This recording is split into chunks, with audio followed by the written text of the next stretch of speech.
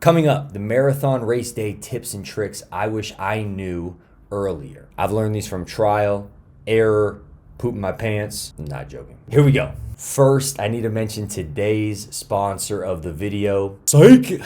No sponsors yet. Please subscribe though. That'd be great. The fact you need to understand is most factors on race day are completely within your control. And failing to plan for those is going to result in poor race performance. But the more we can plan, the more we can control these controllables to have a great race day. Let's get into it. Let's start here with the days leading up to the race. 2 to 3 days before the start of your race, that's when the carb load begins. Carb me up, baby. I can't recommend it enough. It's going to help you delay or even remove that bonk that happens so often, miles 20 and beyond. 2 to 3 days before, I like to consume, for me, around 500 to 700 grams of carbohydrates.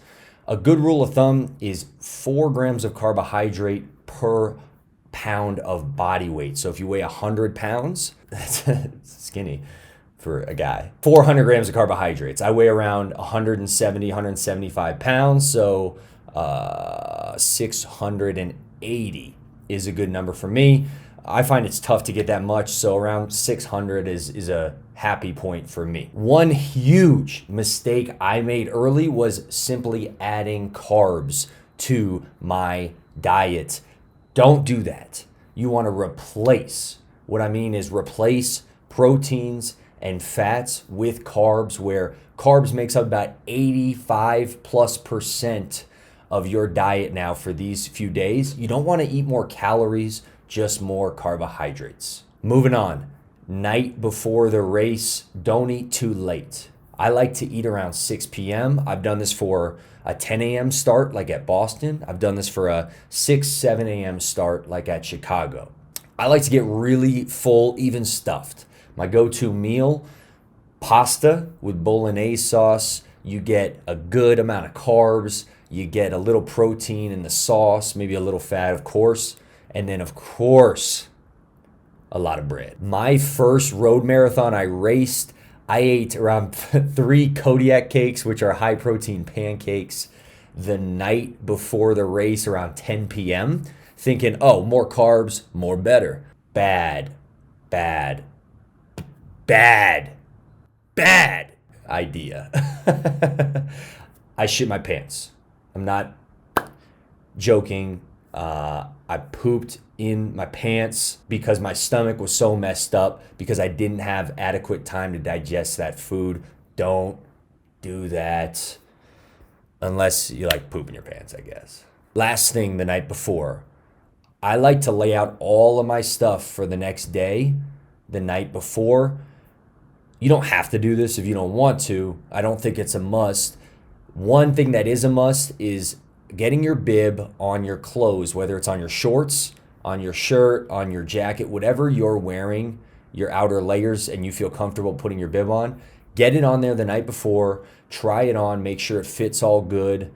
You don't want to be doing this 5 a.m., worrying about it the day of the race. Just do it the night before. Be sure to check the weather the day of the race, dress accordingly. That feels like common sense, but I thought I'd mention it. Race morning. Let's go.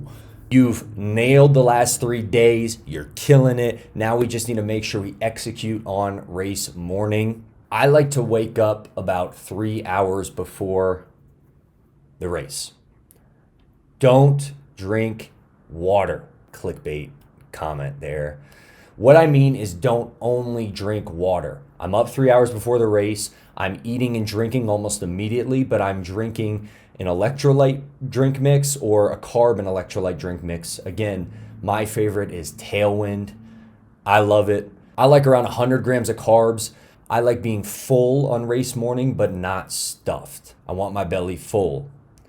I'll do 2 to 3 pre-made oatmeal packets. They're tasty. They're just what you need in terms of carbohydrates, and they're very easy to prepare, especially if you're in a hotel room. I also mix that with about 50 to 75 grams of Tailwind or any sport drink you want, Gatorade, Scratch, Noon, whatever. You absolutely want to research and understand race morning check-in logistics. There's a huge difference between running a small race like the Longmont Half Marathon, shout out Longmont, Colorado, where I can sit in my car until 5 minutes before the race start, walk up to the start line and start running, versus the Chicago Marathon where you need to wait in line for 30 minutes longer, get there 90 to 120 minutes before race start just to get in your corral and be set to go. Understand what is needed on race morning to get you there on time. I would err on the side of being too early rather than too late. There's nothing worse than worrying, being that person that's jittery in line. Oh my God, are we gonna make it to the front? That line's moving faster than this line. What are we doing here? You don't want to be that, and you do that by preparing and getting there earlier rather than later. Watch both official race information on when you should arrive and YouTube videos, insider tips to see when is the best time to arrive. A good example is Chicago. Race officials say get there 2 hours before. That felt really early for me, so I watched quite a few YouTube tips and tricks videos on the marathon specifically. A lot of people said 90 minutes, so that's when I got there. I didn't have to worry about waiting in line. I didn't have to worry about waiting in a bathroom line, which you will do. And I was able to get to my corral about 15, 20 minutes before race start, chilled, ran my race.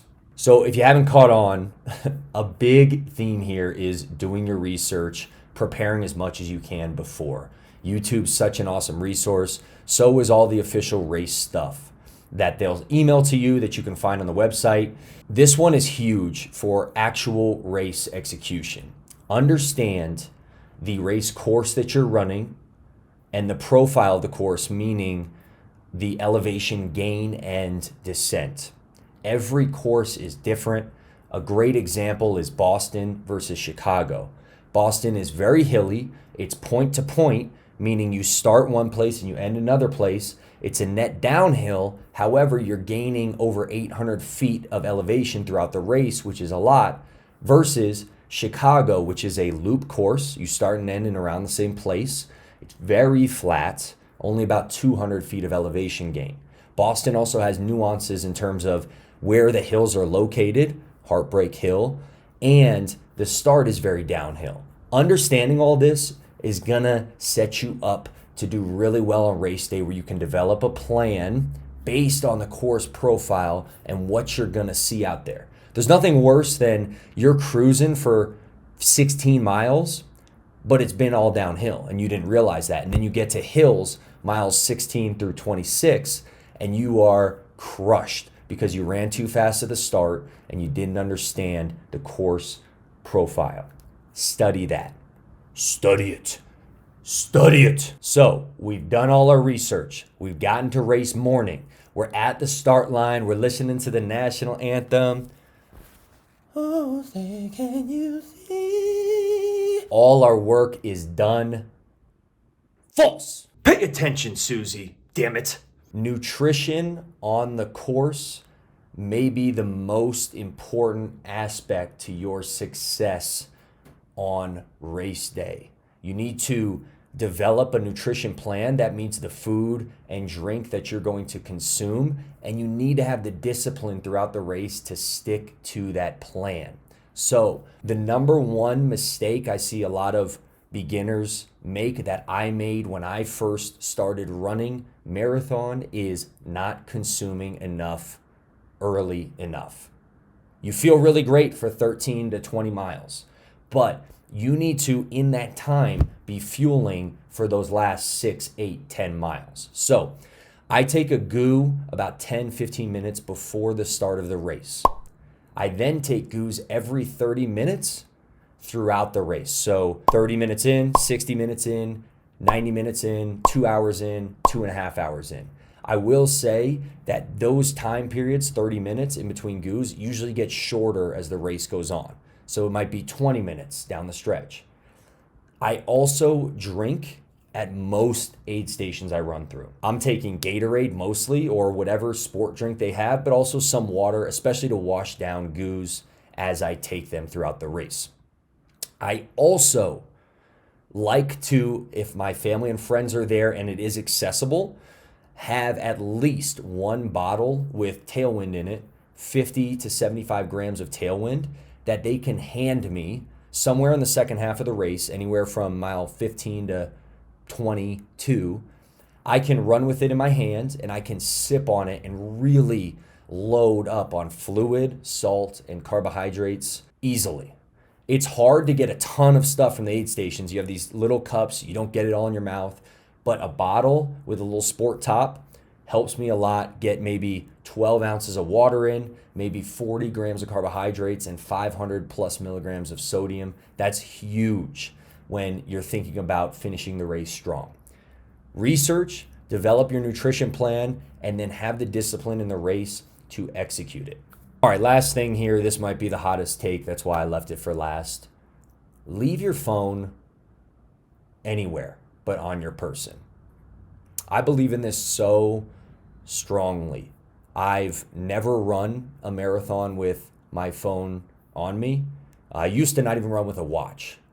And the reason for this is it's an experience. It's a spiritual experience. And if you're thinking about your phone, listening to music, texting people while you're running, filming yourself as you're running, you're missing out on the most important part of these races, which is being present, especially for the very painful moments, pushing through those and coming out the other side with this experience that is so hard to match and compare to your daily existence. Give yourself the opportunity to experience that. Leave the phone at home. People are really nice at these races. You can borrow a phone after, call your people, meet up with them. Be totally there on race day. I know you'll get something spectacular out of it or your money back. Thank you so much for watching. Hopefully these help you throughout race day to execute and have a fantastic race. If you like the video, please subscribe. We're building this channel up. We're bringing Hollaaa Inc. to the next level, but we need your help. Please subscribe. That'd be awesome. Until next time, peace.